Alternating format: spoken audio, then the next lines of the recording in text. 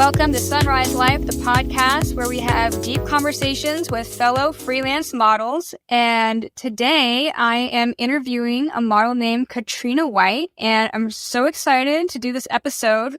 First of all, because I've been following Katrina on and off for a while. I know that she's in California, and I've passed through town a few times. We haven't met in person yet, but I'm stoked to get to know her a little bit better. And also, side note, I haven't done a podcast episode in 2 months. And so I'm really happy that you said yes, that you're down to be interviewed. So thank you, Katrina. Thank you so much for having me on. I'm really excited and a little nervous to be on this podcast. It's okay. Then being nervous is normal. It's kind of like public speaking sort of a feel, but I try to make the episodes go sort of like a phone conversation between two friends. And I'm certainly very chatty on the phone, so hopefully we'll have no problem. Yeah, thanks. Talking on the phone is almost a lost art. People just text now. They really do. I'm actually super weird about talking on the phone. This is ridiculous. I don't know why I'm sharing, but if I don't know you at all, I would probably rather text first. But if you're a longtime bestie, then bring on the phone call. And yeah, I'm kind of the same way. When I get texts from numbers that aren't saved in my phone anymore, and I'm always like, is this a scam? Who are you? How did you get my number? Yeah, I get a lot of people who think I'm someone else. I don't know what kind of info was leaked into the world, but I get a lot of people who are like, oh, are you John? Are you Maggie? And I'm like, I am so sorry. I don't know who those people are. They're probably scammers. Anyway, so I would like to hear how you first got into modeling. Oh, good. I love this story. I've actually told this story a bunch, although maybe not publicly on the internet. So hopefully it'll be new for anybody listening. I am only 5'2", and so I never thought I could model. I think you're also 5'2", and super inspiration, but I didn't know you when I was super young. And so I just kind of assumed that wasn't an option for me. But I've always liked to get dressed up and be creative. And in college, I was on, I'm now thinking about, I don't know how specific I should be for privacy reasons, but I'm on a performance troupe of some sort. And I was performing, and one of the other people in my performance troupe had been doing some pinup modeling. And she's also only 5'2". And I was fascinated. I thought it sounded really cool. And one of her photographers came to one of our performances, and he saw us perform, and he asked if I would want to model for him. And I was totally I don't know if fangirl moment's the right way to phrase, but I was totally excited. Just I had always thought it sounded amazing, but assumed that I was just too short. So I worked with him a little bit, and I really liked it. And so then I started working with anyone that my friend had shot with, because I was still kind of nervous too afraid to branch out into the fully real world. But if she worked with them, they must be safe, right? I sort of, which is not actually always true, but in this particular story, it was. And so I started working with, more and more people. I was first published on a website called Zivity. Oh, yeah. Yeah, I don't think they exist anymore. Tragically, they kind of died. But I love Zivity. That was the only place I modeled for a number of years, and they were really supportive, and it felt like its own little community. And I was gunning to be the top model, maybe not number one, but I was trying so hard to make it onto the top 10 page, because then you'd be on the front page, and it felt like an accomplishment. But so I don't know, that's sort of how I started. And from there, I was able to branch out and work with people who were not on Zivity. I don't know how I found Model Mayhem, but somehow through that whole adventure, and slowly branched into the rest of the world. That's cool. Yeah, well, Zivity is old school. I was also on Zivity. I don't think I ranked very high on there. I kind of felt like the website was really cool, but it was kind of a little complicated. Yeah. Yeah. That they had a lot of rules you had to follow. Your sets had to be within 8 to 45 images, and they had to meet some sort of artistic value, which is a little subjective and depends who's making that value marker. There's a lot of the way the whole site worked with voting, and it was definitely complicated. But for me, it sort of felt like my little safe harbor to dip my toes into the like modeling and pinup and like art nude world. And so I'm really grateful. I actually think I still have the word Zivity model in my email address because I don't ever change anything. Oh my gosh. I mean, the way that they had the contests where fans could like come up with a contest where the fan would be the one to select the winner. Like, I think one that I remember was like, make the ABCs with your body in a photo set. And I was like, I did that one. oh, you did? That's cool. I did. Yeah, I did that one. Yeah, I loved the contest because they were always a source of inspiration. I got really like butthurt one time because they had a Disney contest and I was like 4 out of the 12 entries. Like there weren't that many entries that time. I don't know why. Maybe it was a short contest window. But so I was literally a third of the entries. I still didn't win. And like, obviously it's not a big deal, but in the time I was so upset. I assumed I would win just because I was like so prolific. Yeah. Yeah. I mean, it sounds like you put a lot of work into like your brand and your modeling. And I've looked at your page a little bit before we started this. And I just want to say, like, I love that you do a lot of reels that are creative and interesting and funny. Thank you. I really try. It took me a while to hop onto the Reels trend because I was so used to just doing still photos, but social media has sort of changed and evolved and the world wants video clips now. And so I'm trying to sort of, take my creativity and evolve with the world because if I just keep doing what I always did, then I get buried in the algorithm and no one will see my art. And then, it's more exciting when people actually see what you're creating. Yeah, totally. Yeah. I mean, without the fans, we are nothing, right? Yeah, exactly. Yeah. And I try to not let myself get too disappointed by like exact numbers or anything. I try to like not compare too much to, other creators, how many views or likes they get. But also, if I don't get any, then why did I make it? I mean, I know sometimes I might make art just like for my own soul, but a lot of what I make is to be shared with the world. Yeah. So I want the world to see it. Yeah, absolutely. So you had mentioned earlier, like you were on a dance troupe, a photographer reached out to you to do a photo shoot, and then you ended up being very prolific on Zivity and incorporated some like artistic nudity as well. Like how early on in your modeling were you beginning to do nude modeling, and was that something that was scary for you, or did you just jump right into it? Yeah, so I think my I don't know, second or third photo shoot ever probably had nudity in it. I knew going into the shoot, the world, the concept, I knew going into it that Zivity was sort of mostly an art nude website because my friend was on it. And so I knew that was sort of what did well there. And so my very first shoot, I was only like fashion and lingerie because I was still a little bit nervous. And the photographer was amazing. I'm still friends with him to this day. He was like super not pushy. He's always been really great at creating like a safe environment. But I knew that like if I wanted to do well, I probably had to get naked. And I come from like a family of hippies where they're not really full on nudists, but I don't know, nudist light. So being naked wasn't that big a deal to me. I mean, obviously it's still like you're still sharing something sort of personal and vulnerable and intimate with people, but I think, I wasn't raised super like conservative religious, so it was less of a hurdle for me to get over. Yeah.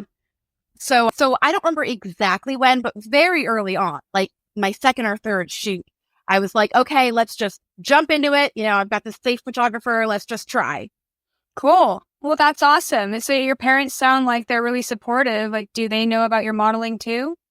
They do. Yeah. My dad every so often will say things that sort of make no sense to me. Like he'll say things like, well, it's not like you do porn.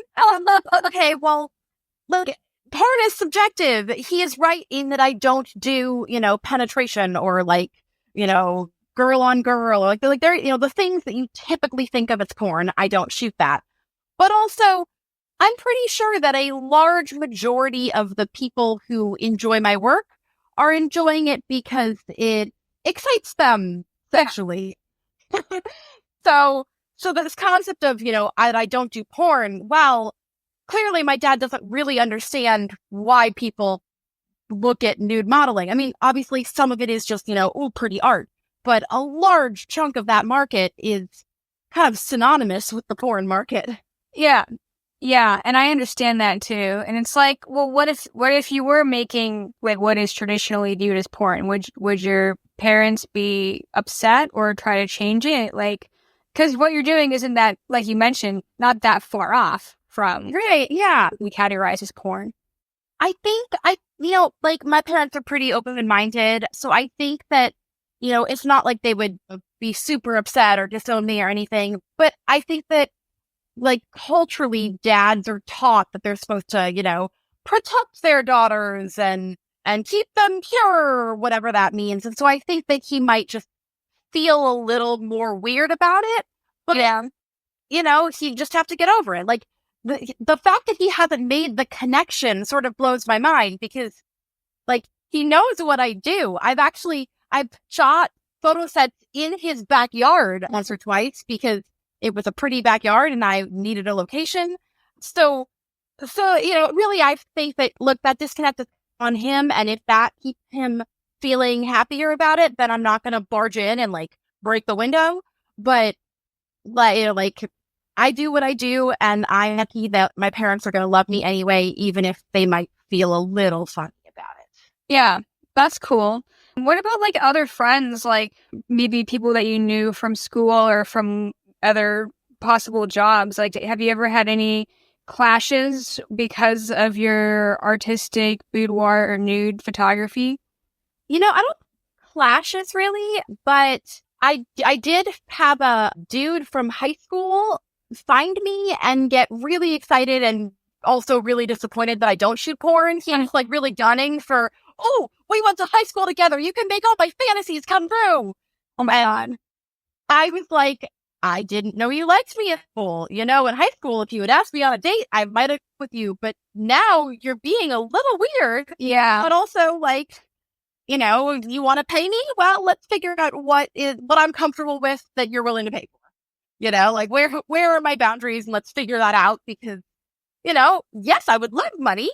And I'm not just going to create porn just because you want it. So did he order like custom photos or videos? Yes. Yeah. I've shot like 2 customs. I kind of wonder if he's ever going to hear this and what he's going to think. But I shot 2 customs for him and he's asked for some things that I'm not sure if I'm comfortable with. So I've said to him, not right now. Let me think about it and get back to you. And, if I decide I'm willing to do that, then I'll let you know. Right? I really try to, not have shame about sexuality and pornography. Our world is so full of like, that's wrong. And no, sexuality is normal. Yeah. Also, am I willing to share mine with people? That is a fence that I am traveling on.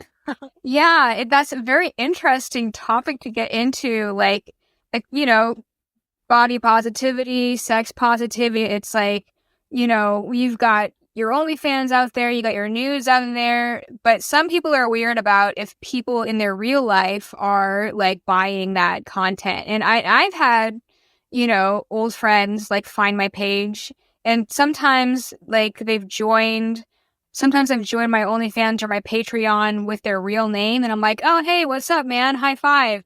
But there was at least one time, and I hope this guy's not listening to this episode. There was at least one time where a guy that I know personally, like who was in a committed relationship, joined my Patreon page with a fake name, but like Patreon emails you with new subscriber, and his name was his first name and his last name at like gmail.com. And I was like, oh, I know who this is. They think they're being sneaky, but they don't know that I have their email address. Yeah, right. Yeah.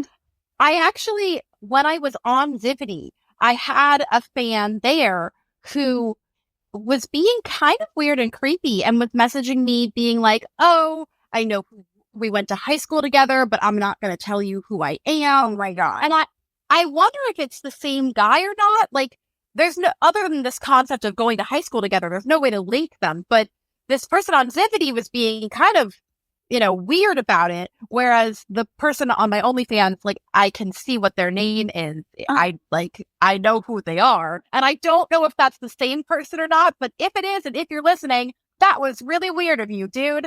No. Yeah, don't be that guy. Like, I understand, like, wanting to be sneaky because you're embarrassed or whatever, but, like, just don't be weird. Yeah. Yeah. Like, I think it's fine to keep things private or whatever, but don't, like, lord it over the other person in a creepy, like, Yeah. I know who you are, but you don't know me way. Yeah, that's super creepy. Yeah. And, like, our industry has enough creepiness in it. I don't need more. Yeah. So would you say that most of the people in your life, like, are aware of your modeling? That's a very good question. A lot of them, pretty much all my friends are.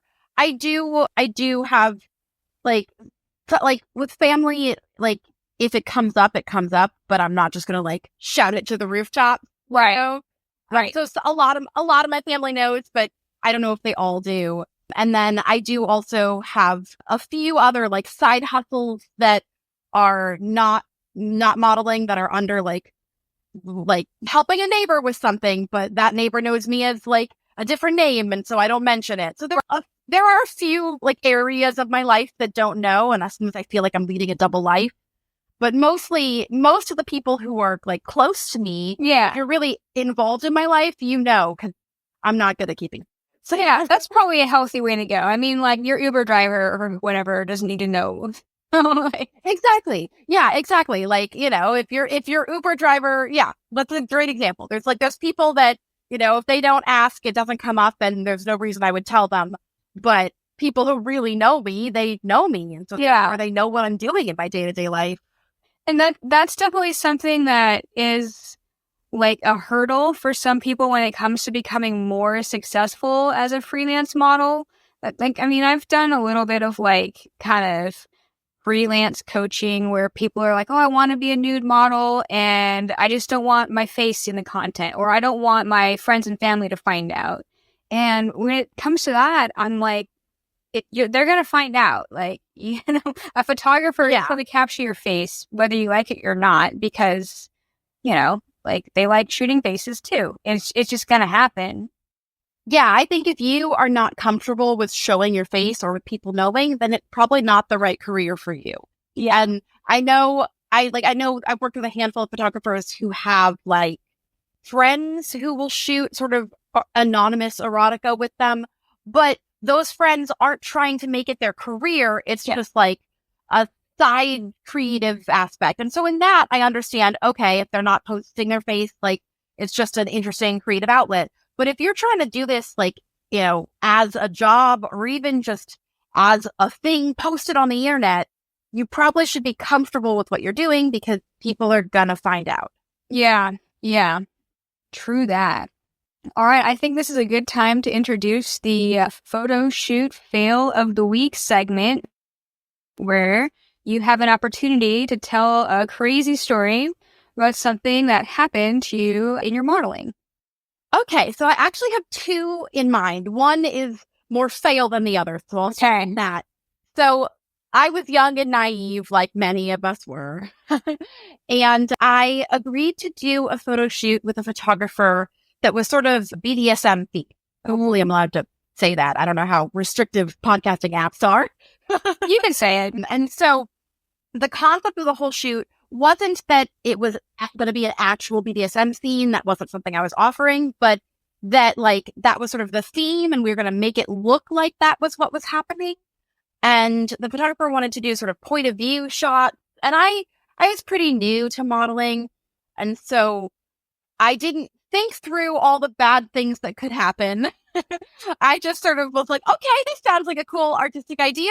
I'll bring a leash. I'll bring some handcuffs, So I don't even remember if I vetted him. I hope I did. Later in life, I have gotten much, much stricter at vetting the people I work with, because I've had so many not great experiences. Yeah. But so I show up at this guy's hotel room, which in itself is kind of, like, very, and we start shooting. I wear some lingerie, and I pose with some props and stuff, and it's sort of going okay. But then he gets it in his head that he really wants to shoot this like idea where like we're on the bed and it's like a point of view with like he wants one where I'm on top of him and one where I'm under him or something, and this is where it starts to be like, okay, but how are we doing this? Yeah. And this was years ago, so I don't remember all of the details, but I just remember like him lying down on the bed with the camera like pointed up and him being like, okay, get on top of me, just straddle me, just sit right here, and me being like, I think there's a different way we can shoot this. Like, I'm pretty sure you can still get your point of view shot without me actually sitting on your lap. Like I just, and honestly, the whole thing made me so uncomfortable that I don't actually remember if I did or not. I don't remember if I like sat on his lap or if I was like, nope, we're done. Because like you're in a hotel room with a strange dude and you're trying to make art and he's getting weirder by the minute, So, my brain just sort of blocked it out, and I'm grateful that nothing worse happened, but, it's like I was pretty new and I was pretty sure that like, you don't have to be in the position to shoot the point of view. Like there's gotta be ways to cheat that, but it's not like I had a huge, vocabulary of examples on how to do that. Like he was the photographer, Right. should have known how to shoot that. Yeah. And, I'm not actually sure if he's just a creepy photographer or if his whole point was to try and get me to, like, if that was why he hired me. Like, I don't know his motivation. I know that often people don't realize how creepy they're being. I've noticed that I've worked with a lot of photographers over the years who don't actually understand that what they're asking for is not appropriate until you say, no, dude, that's not appropriate. Then they're like, oh, I'm so sorry. Yeah, it's hard. I mean, like, I'm sure people listening, there's probably some people that are like, oh, yeah, I never mean it like that when I'm asking for something. And then a lot of other people that are like, that guy was just totally being creepy and he's lying about it. Yeah. I want to give everyone the benefit of the doubt, but also, I wish we lived in a world where it was a little bit safer and maybe more encouraged for young women to have stronger boundaries. Because, like, at that time, I didn't really feel like I could just say, dude, uncool, you're being weird, I'm leaving. Like I felt like I still had to be really delicate and polite and careful and tiptoe and make sure he didn't get mad, and so that's not a great place to be in. Yeah, I am the same way. I freeze and fawn. That is just what I do. I do not fight and flight. I freeze and fawn. Yes, I am the same way. I one time had a photographer that I really liked that I thought I was friends with kiss me on the cheek. I don't think he meant anything bad by it. He's like from one of those cultures where that's like a big thing. But I was so like surprised and shocked. I'd sort of just frozen fawn and I still feel weird about it. And he's a really nice guy. I actually think that maybe I should like say, hey dude, that was kind of weird. I'm not comfortable. But I also like don't want to make him feel bad, which is sort of a weird concept because like shouldn't I care about my own feelings more than his? Yeah. So I think that, unfortunately our industry has a lot of different people from different cultures and we're not always taught to discuss specific expectations. Like, yeah, we're discussing, what I'm going to pose in front of the camera for, but the world is full of a lot of different people. There's a lot of things people don't always remember to like check in about, and it can lead to awkward situations. Yeah, especially like if you're being paid and there's some kind of a power dynamic, or even if it's a trade shoot and you're expecting to receive images as compensation, like if you make them unhappy, are they not going to pay you or are they not going to send you edits? Like there's a power exchange. There really is. I had a photographer that I thought I was friends with, and we had an agreement. We shot a bunch of content. I mean, not sexual content, just modeling. Yeah. I mean, I feel like I'm sticking my foot in my mouth here, but hopefully you know what I mean. And we had like a great, like an entire weekend of shooting really beautiful artistic sets. And I thought we had agreed that like he was going to edit and send me all of our sets, Like I had paid for us to get to the location we were shooting, and I thought that was the arrangement. We were friends. I didn't really think too much of it. And then he edited like 3 of them, and then that was it, and then I like, he kind of, nag feels like the wrong word, but I think it is the right word. I kind of nagged him for like, hey, could we get the rest of our photos? And so he edited like 3 more sets, and that was it. And then, I poked him again, and he was like, well, you should pay me for edit. And I was like, but I already paid for the location. Like, what? Like, and so it was really awkward. And somehow I got really friendly and was like, but we're friends and I paid for the location. And like, I don't know. And I figured out that when I was really friendly and like he felt like we were friends, he would edit for me. And when I was too businessy and too professional, he was trying to charge me more money. Yeah. And I was like, look, even if we're friends, you're being really unprofessional, dude. Yeah, that is unprofessional. And like it should be obvious, like he's already started editing the sets. If he expected compensation for that he should have stated that before you guys got to the shoot, Exactly. I think one of the things I've really learned over the years modeling is there's a lot of things that I need to specify that I maybe didn't think I needed to specify ahead of time, because people forget and people get different ideas in their heads. And so like now when I'm booking shoots with people, I go into everything about like, okay, and this is the time and this is the compensation I'm expecting. And like, here's my boundaries and limits. And, like I try and spell everything out so that, it's in writing and we can both reference it, because like some people just forget and some people try to change the rules later. But either way, like here, it's in writing. Yeah. Yeah, totally. Oh my God. Yeah, I would be really frustrated too, especially if you spent multiple days there and now you have to like hassle him to just produce the content. Yeah. Yeah. I think that, I love modeling, and I had a whole like series of, I don't know, like negative, frustrating experiences like several years ago. And I actually took like 2 years off. I sort of took a leave of absence, and I wasn't sure if it was going to be a retirement or not, because I was just so over all of the problems that I had experienced. And then I realized I missed modeling. And so then I slowly dipped my toes back in and came back. That's great. So the 2 years that you took off, was that like 2022 and 2023 or?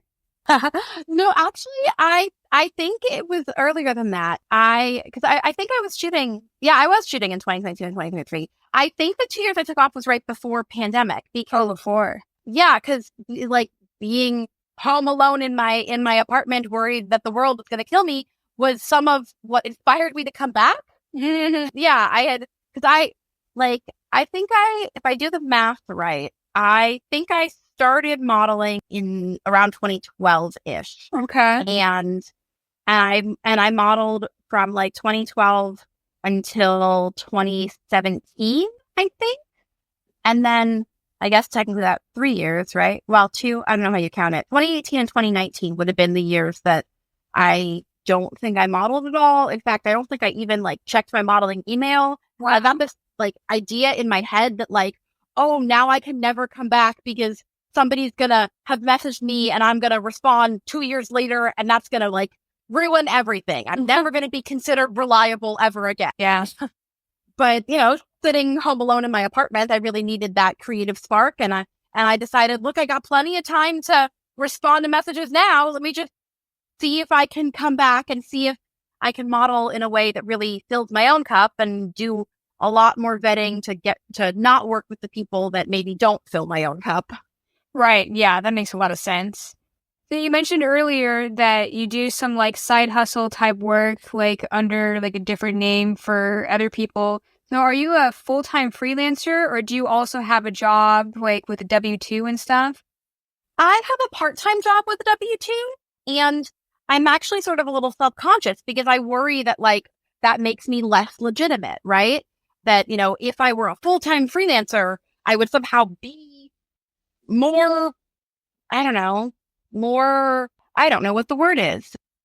More like I'm supposed to be. No, I understand what you mean. There's like this element of sticking it to the man and like being a starving artist that like some people take pride in. But honestly, I know a lot of models that also have like part-time jobs. It doesn't make less of a model.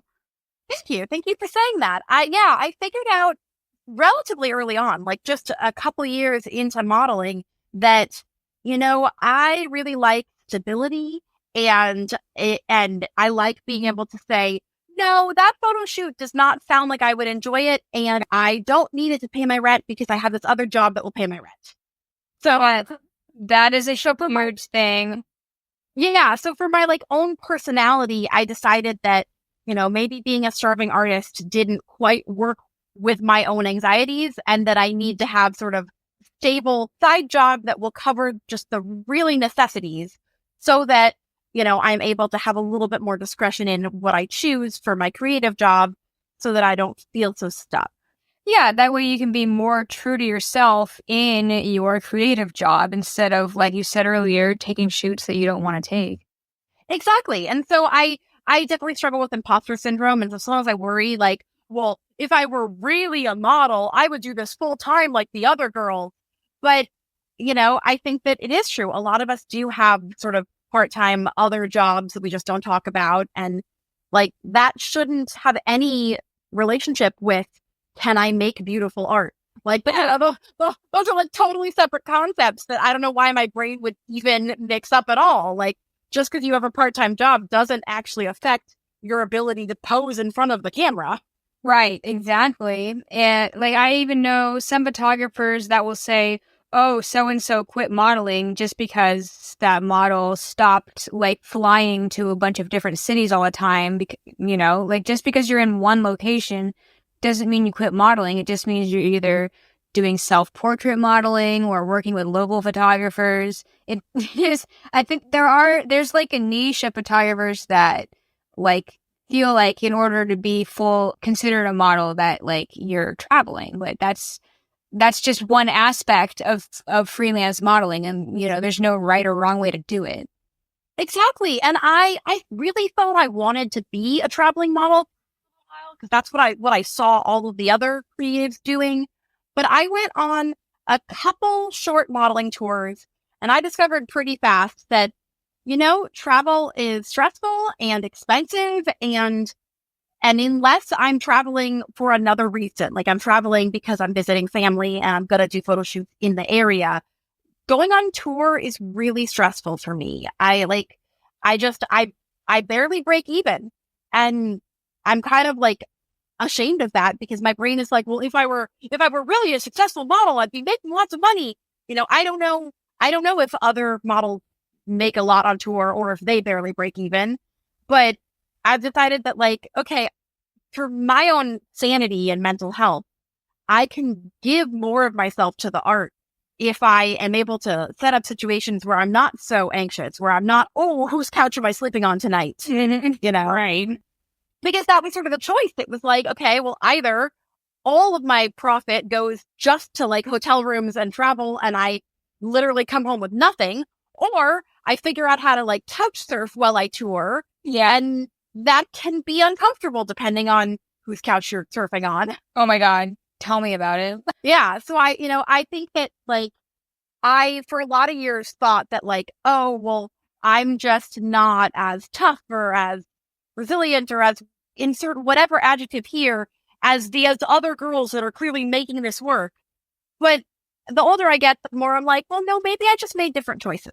Like maybe I had different things that I had to prioritize. And for me, sleeping in my own bed was a bigger priority than working with that really cool artist over there.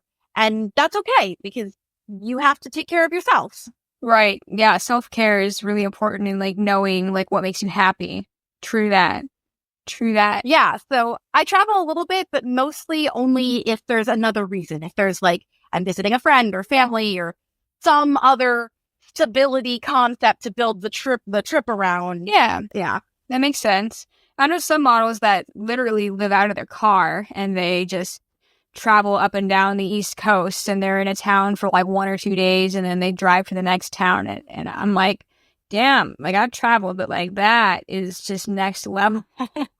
Yeah, I don't think I could. I have a lot of anxiety and I'm very sensitive, and I really would like a bed and a bathroom and a shower and like 4 suitcases. Like I don't mean to be a prima donna. It's just kind of my personality. And so I don't think I could be that travel out of my car, live out of my car artist, because I think I would be so like anxious and just whipped up in a negative way that I wouldn't be able to make really great art.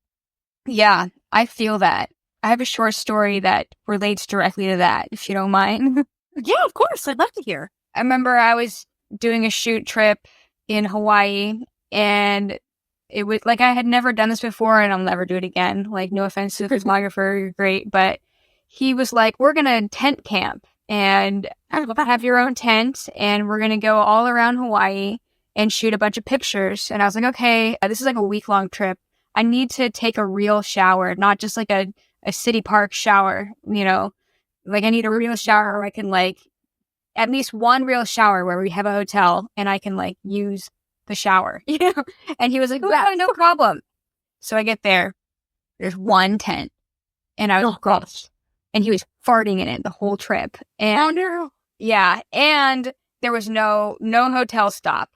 So I'm trying to condense this story so it doesn't take too much time, but so we get to this location. I am like distraught. I'm smelly. I haven't shaved my legs in like 3 days. My hair is flat and I am sticky. It's Hawaii. So it's all, he brings me to this beautiful cliff edge overlooking some green sand beach. And he's like, "All right, model." And I did not feel sexy. I could not do it. He was like, "What's wrong with you?" And I was like, "I don't feel pretty, okay?" And he was like, "Oh, okay." And I was like, "Well, let's find me a shower." Anyway, so, but yeah, like you have to be feeling good in order to like really perform for modeling. Like if you're not feeling it, it's hard, you know? Yeah, I'm not a super outdoorsy person. And so I do enjoy camping with some friends and family sometimes, but not if I'm going to have photos taken of me. Yeah. You know, I sometimes think about, oh, I really want to shoot at that gorgeous location that I saw, you know, this beautiful photograph. Oh, but that location is how many miles to hike out? I don't think I'm going to feel like shooting by the time I'm done with that hike. Yeah. You know, like I want to be this beautiful art nude in nature model. And I'm maybe accepting that, you know, nature is easier for me when it's like just on the side of the road, you know? Yeah. When I don't have to get sweaty on my way to the beautiful lookout, because even though, you know, you can't smell me through the photo, if I don't feel my best, it's really hard to make that right facial expression. Yes. Yeah, it is hard. That was a hard trip. And like I said, no shade to that photographer, but I probably would not do a trip like that again. Yeah, I've always wanted to shoot in Hawaii, but I could not do it like tent camping. I need showers and beds. Yeah. At least one good shower would have been nice. I think that the one night that he said that we were going to be able to rent a Airbnb or whatever, he was like, "Well, we're in this section of the island now and there's no Airbnb for like an hour and a half of driving, and that's just not going to work out for the sunrise that we're going to do tomorrow." And so we were camped at this state park, and there was like a pit toilet with no electricity. It just had a toilet, you know, in like a condo. Yeah. And so I took a candle and I like heated some water up by the fire, and I just had my own little like ritualistic warm water, shave my legs, like sponge. Yeah. And I spent a lot of years thinking that because I didn't make that choice, somehow I was less valid as a model. But I really had to teach myself, no, like it's okay. I would not make good photos in that situation. I would just look uncomfortable. And so I'm just a different model. I just need to model in different circumstances. Yeah. Because yeah, no one wants photos where I look uncomfortable. Oh my gosh, you're so right. And like we're always comparing ourselves to other models. I think the one thing that I've seen that I think is beautiful that I'm like, wow, I would love to have photos like that. But then realistically, I'm not going to do that, is the pictures of models posing on icebergs, you know? Like, oh, yes, I really want to do this. And also, I do not know that I would be good at that. I feel like yeah, cold is going to make my face look cold. I'm like semi okay with the cold, but like, I am no Wim Hofer. Like I can withstand some cold, but like not that level of cold. Yeah. I have a ton of grand dreams of things I want to shoot that I don't know how realistic they are. Like you had a modeling underwater photography workshop at some point in the last couple of years. And I was like, oh, I want to go do that. That sounds great. I'm going to go to Mexico. I'm going to learn how to make these gorgeous underwater photos. And my best friend said to me, honey, you don't even like putting your face underwater in a swimming pool. And I was like, you're not wrong. That is true. That is something I'm still working on. And so ultimately I decided maybe signing up for that workshop wasn't right for me right now because, I don't want to ruin this beautiful photo by having my face be like, oh God, I'm wet. It's touching me. So I am actually exposure therapy, like baby steps of like, let's get my face wet and see how this goes. And I'm making progress. So maybe someday I'll shoot underwater, but cool. But I've realized I have to do this at my own pace. I can't just put myself in the conditions and expect that I'll look good. That's cool. And I find that like modeling as your like creative form, like in a lot of people's like interviews that I've had, like people have learned things about themselves through modeling, like, what weather can they withstand or like how to set their boundaries properly. Like oftentimes people that I've interviewed have learned these things about themselves because of their modeling. And I just find it so interesting. Yeah, absolutely. I think that, I've discovered a lot about myself and I've had to learn how to be gentle with myself. Like our industry has a lot where you want to compare yourself. You want to compare those photos or you want to compare the models or the photographers. And I've had to learn that like everyone is beautiful in their own way. And just because this other thing that I'm seeing is really gorgeous, it does not take away from a gorgeous thing that I made. Like I've had to sort of be softer with myself. Yeah. As I'm learning these things. Yeah. And that's a healthy way to be. I want to take a short little break to tell you about Model Society. ModelSociety.com is a website dedicated to featuring figurative fine art photography for models and photographers. What makes them different than other portfolio hosting websites is that some of those other websites will still host kind of tacky photography or exploitative photos. Model Society screens all of their contributors for quality and authenticity. So you only get the best of the best on there. If you're not a photographer or model, you can still enjoy and appreciate Model Society because they also have newsletters and magazines featuring their best work and new articles each week. Check it out, modelsociety.com. I will also include a link to Model Society in the show notes. All right, now back to our show. So I have another question that I also ask everybody on the show. I call it the Rising Phoenix era of your life. Can you describe a challenge that you had to go through where you're faced with some kind of like a life hurdle, and it can be related to your modeling or not? Yeah, I want there to be some sort of great story, and I'm trying to rack my brain for like, what's the most entertaining way to answer this question? But I think if I'm being honest, the challenge for me really was in taking a break from modeling and then coming back and in being able to model with more boundaries. Wow. Because I think that, when I was much younger, I did the things I thought I was supposed to do. And I had photographers who did not treat me well. I mean, I had also photographers who did treat me well. There's a lot of wonderful people out there. I don't want to just harp on the bad. Right. But it was sort of a series of bad things. I had a photographer who violated an exclusivity contract with me and on another website. And the other website, the owner of that site was like friends with them. And they were like, oh, it's fine. And I was like, wait a second. We had a contract that we both had to sign.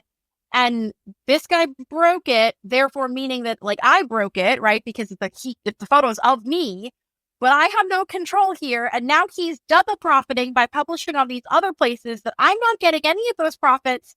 And I just feel sort of violated because we had an agreement that these photos were going here and they ended up multiple places and nobody is supporting me. And that was sort of the straw that broke the camel's back in my, like, I think I just need to take time away from this. Yeah. You know? Wow. Yeah. And I took time away. And then, sitting home alone in pandemic, I thought, maybe I just want to do some self shot. Maybe I'm just going to shoot topless. I'm not going to shoot full nude. Maybe I could work with photographers if I get better at vetting them. Maybe I do want to shoot nudes, but only in situations that I'm actually comfortable. And I just sort of tiptoed my way back into modeling. And, I told myself, it's okay. You can check the email that you've ignored for 2 years and no one's going to hate you. Like maybe there'll be opportunities you lost, but also if you never check this email again, like that's not better. So Yeah. we can overcome this, like this guilt and this shame and get back into this world that I really like. And I can do it on my terms. I love that. That is kind of exactly like the rising phoenix, like sort of an element. Like you were down in the dumps for a while when it came to your modeling, and then you decided, I'm going to pick this back up, but I'm going to do it my way. I like that. Yeah. And I think it's still something I'm working on. I'm still trying to figure out where are my boundaries and what am I comfortable with? And, okay, I really do want this nature shot. Am I willing to be uncomfortable and sticky to get it? And it's an evolving process. I think that like it's going to vary day to day, and I'm learning to sort of honor my own body and my own self a little bit more with like, okay, some days maybe I am willing to pose sticky, and some days maybe that's just not going to happen. The stickiness is definitely like, I did a shoot where the guy poured a bunch of honey on me, and I was like, this is going to look great. But after about 10 minutes of having honey and sprinkles on my body, I was like, I'm getting the ick. Yeah, this goes now. I need to shower now. Like, we're gonna do a shower shoot now. This is no longer a sticky shoot. Yes, in like college, I was young, and I did a photo shoot where they frosted with like actual frosting. And actually, it was really fun, and we shot pretty quick. So to the shoot part, like I didn't feel too gross.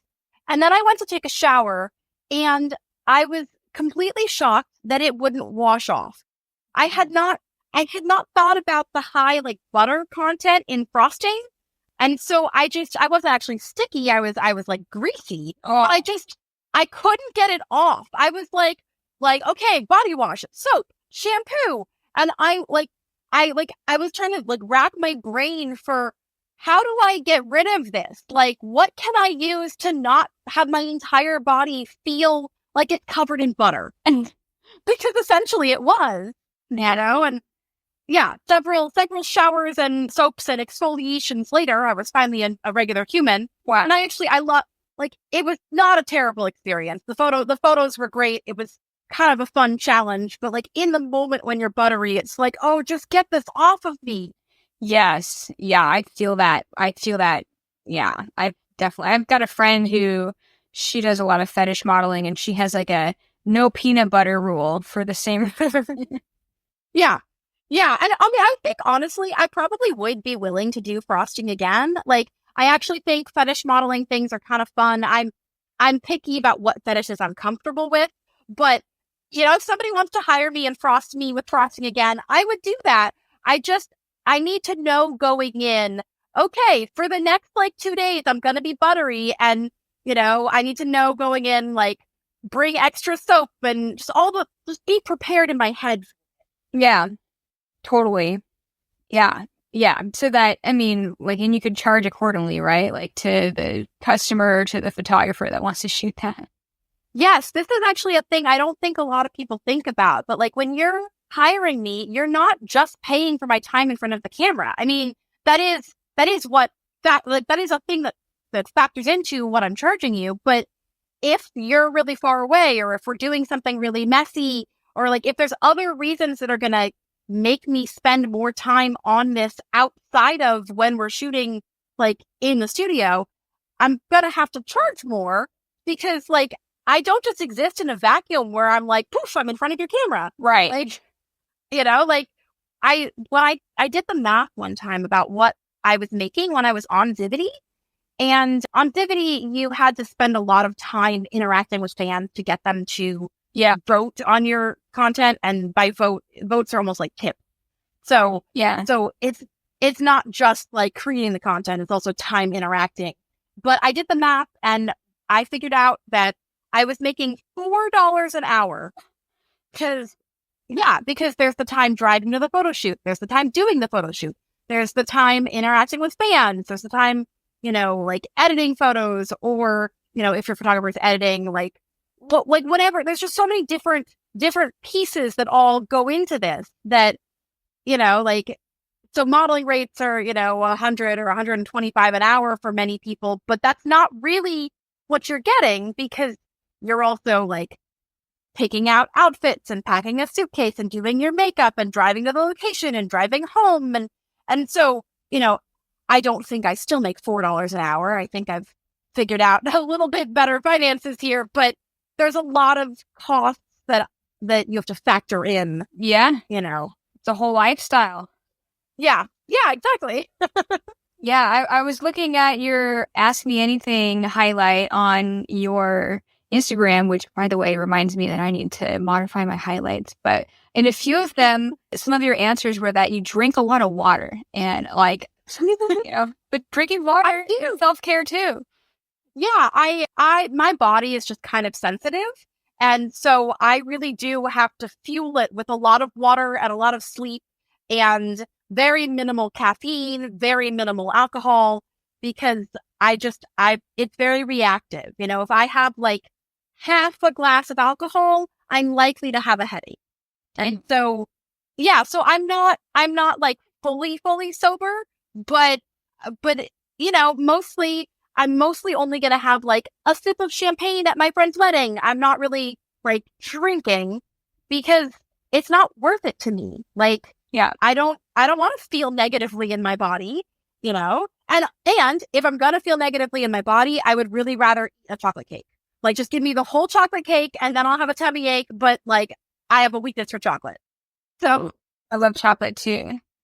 Yeah. And so I think, I try to take care of my body for photo shoots, but also just like so that I feel good.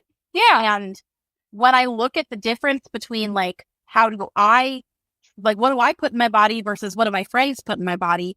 The biggest thing I noticed, because I'm not super, super healthy. Like I have a weakness for dessert. But the biggest thing I noticed is that a lot of the other people around me are drinking coffee and drinking soda and drinking energy drinks, and they're fueling their body with caffeine and sugar. Yeah. And for me, that is just one way to give me a panic attack. Like, I if I could control it and be less sensitive, I would, but I am who I am. And so I fuel my body with water, and I think it does affect, my skin breaks out less, and I look more glowy. And so like, I think it does actually contribute. Yeah, that's great. I mean, I'm definitely one of the caffeine abusers. That's my substance that I abuse for sure. But like, I try to balance it out by drinking lots of water. And yeah, I think chocolate would be the substance I abuse. And I could not live without chocolate. Like literally, I mean, it is just a lovely treat. But, if I'm having a really bad day, every so often, it is sort of my drug. It is like, okay, I'm just a handful of chocolate chips just to get me through, Yeah, I have a weakness for chocolate as well. Other candy, like Skittles, are like, okay, but like, they don't do it for me. Yeah, no, it has to be chocolate. And so, and I try to comfort myself by knowing that, like, look, we all have our vices. No one is 100% healthy, only eating, the right balanced fruit, vegetable, complex carb meals. Like, everybody has some sort of cheat, and that's okay, because, there needs to be joy in life also, Right. Yeah, totally. Are there any models that were inspirations for you when you first got into modeling? Yes. Yeah. I mean, I don't want to make anyone feel bad by not naming them, because I have so many people I've been inspired from. But the the two that really come to mind, there is a model, London Andrew. Yeah, I know of her. I haven't met her personally. Yeah. Yeah, I don't know. For anyone listening who might not know, she was really one of the like first successful plus size nude models. You know, like in the nude modeling industry, it is a little bit harder to be successful when you're not super skinny. I think our culture just has a little bit of fat phobia in it, and so Yeah. you know, like that's just, it makes it a little bit harder. And so I really, really admired her and looked up to her and wanted to be just like her. And then also, I really, really was inspired by Hexapoxia. Oh, I haven't read that name in a while. I think it's a little funny because I am such a, like a pink and sparkly girl. I'm not super goth, but I really like the goth aesthetic, and many of my friends are actually super goth. And so, like, I don't know. She's so creative, and like, I really like her. I like seeing her content makes me smile. And I think about like, oh, I want to do that. And then I look in my closet and I'm like, okay, but I'm going to do that in pink, I guess, because I don't have those pieces of clothing in black. That's cool. Were Hex in London also on Zivity? Hex for sure was. I don't know if London was or not. She probably was, though, because I'm trying to think where else I would have like found her. Like the majority of the other models I was exposed to in the beginning were all from Zivity. Yeah. I know that London was really big on Patreon. Yeah. And I think now she runs like an animal sanctuary with the funding from her Patreon. I think I might not have that exactly right, but somewhat similar. Yeah, it like blows my mind. I'm like, wow, I would love to be so successful on Patreon that I could take that profit and do something good in the world. Like, yeah, I think that's really cool too. Yeah, that's awesome. Also, I saw on your Instagram that you had a 3 model workshop that you were promoting. Has that already happened, or is it still yet? No, it's still yet to happen. I don't know if workshop is the right name or not, just because often I think workshops have like a specific teacher. So I don't know exactly what to call it. And I know it's my event, so I should probably know how to talk about it. But basically, me and 2 other curvy models are getting together, and we have this beautiful location, and we're doing a whole weekend there where you can hire us. I guess I can't call it one-on-one because it'd be 3-on-1, but like you can just book us, or you can also be part of like a group shoot with other photographers. And we're just starting to like take deposits for it. We like just announced it a couple days ago, and I'm really, really excited because A, I get to work with these other amazing models, and B, it's just like the biggest thing I've worked on in a while. You know, mostly for the last couple of years, it's just been like me and a photographer, just sort of one-on-one in a location. And I like getting community together. I like being able to meet more people in our industry. That's awesome. So for people listening, when and where is it? It is going to be the first weekend in January. I think that's the 4th and 5th, I think. I should probably look at a calendar when I'm saying this. And it will be in the San Francisco Bay Area, vaguely near Redwood City. I don't know. I have to look up the exact address of the place. But San Francisco Bay Area is the location for it. And it should be posted on my Instagram, on Paige Tova's Instagram. Oh, I don't know if I know how to say our 3rd model, Haley Sia, I think is how you say it. I realize I've only met her online and never like heard her say her names. Yeah. I might be saying it wrong, and I'm very sorry if I am. But yeah, all of us will be like spamming the world about it.